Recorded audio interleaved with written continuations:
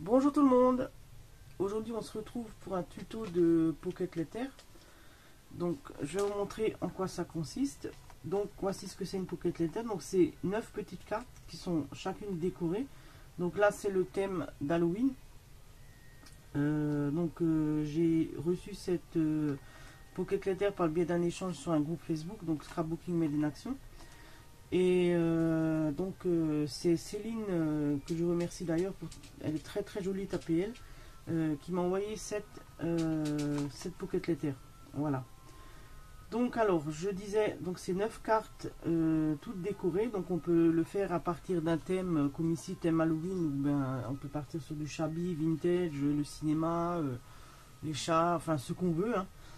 Et ou on peut aussi faire simplement 9 cartes différentes chacune des autres, sans rapport à un thème précis. Ça marche aussi, hein, voilà. Donc les Pocket Letters font partie également donc, de ce qu'on appelle maintenant les Happy Mail. Donc ce qui est loaded enveloppe, flipbook, etc. Donc le but est de remplir l'arrière de la Pocket Letter avec des petits cadeaux. Voilà, donc des petits cadeaux de scrap ou d'autres choses, ce que vous voulez. Et l'arrière est généralement moins décoré ou très sommairement, puisque c'est là où on va glisser les petits objets, quoi. Voilà. Et la particularité de la Pocket Letter, c'est qu'elle doit toujours être accompagnée d'un sachet de thé et d'un ou deux chocolats. Voilà. Et d'une petite un petit message secret qui est dissimulé donc à l'arrière dans la PL. Voilà, donc ça c'est la base de la Pocket Letter. Et d'ailleurs la Pocket Letter c'était une invention faite par, si je dis pas de bêtises, par Janet Lane. D'ailleurs il y a un groupe Facebook spécialisé, enfin qui est pour la France, sur les Pocket Letter, hein. Il me semble que ça s'appelle Pocket Letter France justement sur Facebook, et où le groupe est très sympa, il propose régulièrement des échanges, voilà quoi. Donc alors pour faire ça, il va vous falloir donc déjà découper une feuille, donc soit au format A4 ou soit au format 30 par 30, hein, une feuille de scrap tout simplement. Donc vous avez besoin, donc là je me suis fait un gabarit avec les tailles, histoire de pas toujours avoir à rechercher partout les tailles, parce qu'il y a une taille spécifique à respecter d'ailleurs pour l'APL. C'est la taille standard d'une carte, c'est 6,6 cm sur 9,2 cm. Voilà, ça c'est la taille standard. Et donc il vous faut toujours 9 cartes. Donc là les dimensions pour le premier trait horizontal c'est 9,2 cm, le deuxième trait à 18,4 cm, le troisième à 27,6 cm. Ensuite pour les traits verticaux, le premier est à 6,6 cm, le second à 13,2 cm et le troisième à 19,8 cm. Voilà, donc vous obtenez 9 cartes à part égale. Donc vous pouvez ensuite soit partir sur une feuille A4, y faire un fond avant, donc à base de pochoir, pâte de texture, peinture, aquarelle, enfin ce que vous voulez, tamponnage, vous faites votre fond et vous découpez ensuite à cette dimension les cartes et vous aurez déjà un joli fond pour votre PL dans la continuité, quoi. Voilà, ou faire pareil à partir d'une page de scrap, hein, de prendre une partie de la page de scrap, que ça vous fasse un thème. Et vous pouvez ensuite la décorer, quoi. Une fois que vous aurez découpé donc ces petites cartes, donc il faudra les glisser, une fois bien sûr qu'elles sont aussi décorées, hein, dans ces petites pochettes. Donc ces petites pochettes qu'on trouve très facilement dans les magasins de jouets ou alors sur eBay, hein. Moi je les ai trouvées sur eBay et c'est vraiment pas cher, il me semble c'est 2 € les 20 ou les 10, je ne sais plus trop. Et donc vous en aurez déjà pour un moment, hein, avec cette quantité. Donc on peut les glisser ensuite facilement dans un classeur, elles sont déjà percées. C'est en fait les mêmes pochettes qu'ont les jeunes pour collectionner les cartes Pokémon, Yu-Gi-Oh, etc., quoi. Voilà, ce sont exactement les mêmes pochettes. Ou vous pouvez aussi fabriquer vous-même vos pochettes à partir de pochettes plastiques de classeurs. Et si vous avez la chance de posséder la fuse, ou si vous avez aussi l'autre appareil à strass qu'on peut aussi, avec l'embout spécial donc de la fuse, on peut aussi faire ces pochettes. Je vais faire à partir de cette collection de papier, donc c'est de Cartabella. c'est la collection Trick or Treat, donc qui était dessinée par Steven Duncan. Et j'adore cette collection, elle est vraiment très très fun. Donc j'ai déjà fait beaucoup de choses avec, hein, vous voyez, j'ai beaucoup de chutes de papier. Donc elle est accompagnée aussi d'une planche d'autocollant. Voilà, donc c'est d'ici que je vais faire donc ma PL. Donc je vais déjà découper ma feuille.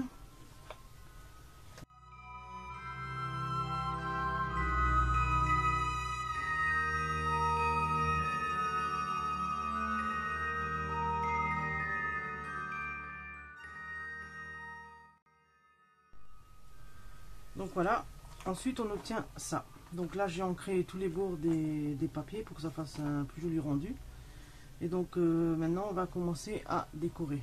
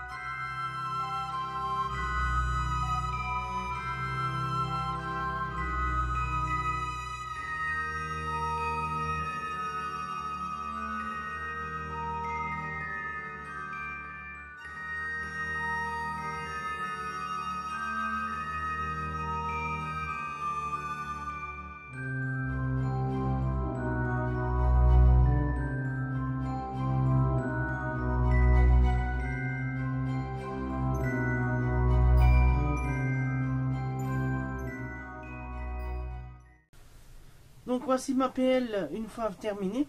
Donc là elle est finie. Donc j'ai rajouté une bande de tissu ici et là qui viennent de chez Action. J'ai rajouté donc ça, le petit nœud. Et oui, j'ai eu quelques petits soucis pendant le tournage de la vidéo, donc ça a coupé à un moment donné quand j'étais en train de faire cette carte là. Et donc voilà, j'ai juste tamponné une petite araignée ici qui est suspendue au pied autocollant. Et j'ai changé l'herbe là. Voilà, j'avais mis une dentelle et en fait ça ne me convenait pas, du coup j'ai mis de l'herbe. Donc c'est un dies AliExpress. Voilà. Le petit balai, j'ai fabriqué moi-même à partir de fibres de coco, donc je le trouve vraiment très sympa. Et ça, ce sont des découpes que j'ai fait depuis la Sky Cut. Donc à l'arrière, là vous voyez maintenant, elle est remplie de goodies. Donc j'ai mis différentes petites choses, bon je ne vais pas tout vous détailler. Hein. Il manque juste encore à rajouter le chocolat et elle sera prête à partir. Et donc pour envoyer une pocket letter, il faut toujours la replier. Donc vous la pliez dans le sens comme ça, voilà, vous la pliez, donc vous pouvez fermer en l'emballant dans un... Il faut que vous arrivez à la fermer, quoi, en tout cas, ça c'est sûr, comme ça, voilà. Et vous pouvez mettre soit un joli nœud autour, ou l'emballer dans un beau papier, un peu, ou du papier de soie, ce que vous voulez. Ou vous pouvez même créer une boîte hein, pour la glisser dedans et l'envoyer comme ça. Mais il faut toujours qu'elle soit envoyée de cette manière-là, voilà. Donc... comme ça la personne ouvre, elle aura la surprise à l'intérieur. Voilà. Donc ça c'est ce que je voulais encore rajouter. Maintenant il me semble que j'avais tout expliqué. Et j'accompagne donc cette petite carte que j'ai fait avec aussi la collection de papier. Donc de Cartabella. Voilà. Ça c'est un tamponnage de Stampin' Up. Voilà, qu'ils ont sorti l'année dernière et que j'ai trouvé d'occasion. Voilà. Donc cette vidéo est à présent terminée, j'espère que ce petit tuto vous aura plu. Donc si vous avez des questions sur les PL, n'hésitez pas à me les poser en commentaire ou bien sur ma page Facebook. Hein. Donc on se retrouve à très bientôt pour une nouvelle vidéo. À bientôt.